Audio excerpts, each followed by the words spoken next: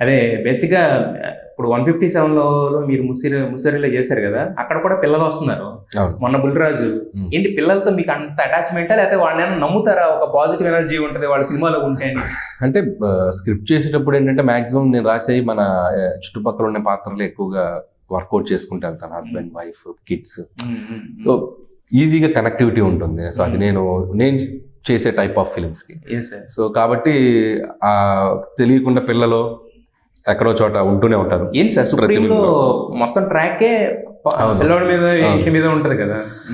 And F2 కూడా పిల్లలకి చాలా బాగా నచ్చింది. నచ్చింది. సో ఎక్కడో తెలియకుండా వాళ్ళతో కనెక్ట్ ఉండటంతో ఈ షోని యాక్సెప్ట్ చేయడానికి అది కూడా ఒక రీజన్. సో ఆ పిల్లలతో నాకున్న బాండింగ్ కానీ పిల్లలతో నేను చేసే ఈ సినిమాల్లో కూడా వాళ్ళకి ఒక డిఫరెంట్ గా వాళ్ళని ప్రజెంట్ చేయడం ఉంది కాబట్టి ఇది కూడా ఒక రీజన్ అని చెప్పొచ్చు. అదే సార్ ఇప్పుడు 157లో నేను ముస్సోరి ఎందుకు మాట్లాడంటే ఒక 10 మంది 20 మంది పిల్లలు నడిచి వస్తున్నట్టు పెట్టారు కదా!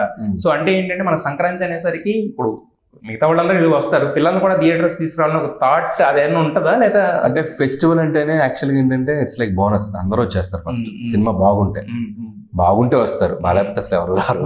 సో మనం బాగుండేలా సినిమా తీయాలి ఫస్ట్. బాగుండేలా సినిమా తీసామంటే ఆటోమేటిక్ గా, ఎందుకంటే పండగ అంటే పిల్ల జిల్లా అందరూ అక్కలు బావలు అందరూ ఉంటారు కదా, అంత ఫ్యామిలీ మొత్తం తెగితే టికెట్లు 11 నుంచి 15-20 టికెట్లు తిరుగుతాయి. సో మంచి సినిమా తీయగలిగితే. సో లక్కీగా నాకేంటంటే నేను చేసిన ఆల్మోస్ట్ అన్ని పొంగల్ ఫిల్మ్స్ పెద్ద హిట్లే. F2 కానీ, సర్లే నీకెవరు కానీ, మొన్న సంక్రాంతికి వస్తున్నాం కానీ, రేపు రాబోయే 157 కానీ.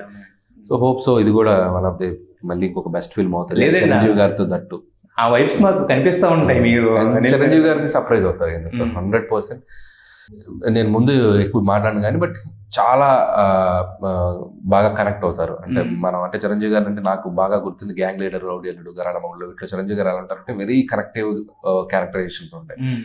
సో అది వర్క్ చేయడం జరిగింది మేము. So definitely people will get surprise and people will get very much connected to Chiranjeevi. Okay, అయితే చిరంజీవి గారితో పాటు వెంకటేష్ గారు కూడా అంటే ఒక లక్కీ చామని యాడ్ చేశారా లేకపోతే ఆయనకి సపరేట్? అంటే ఇట్స్ టూ ఎర్లీ.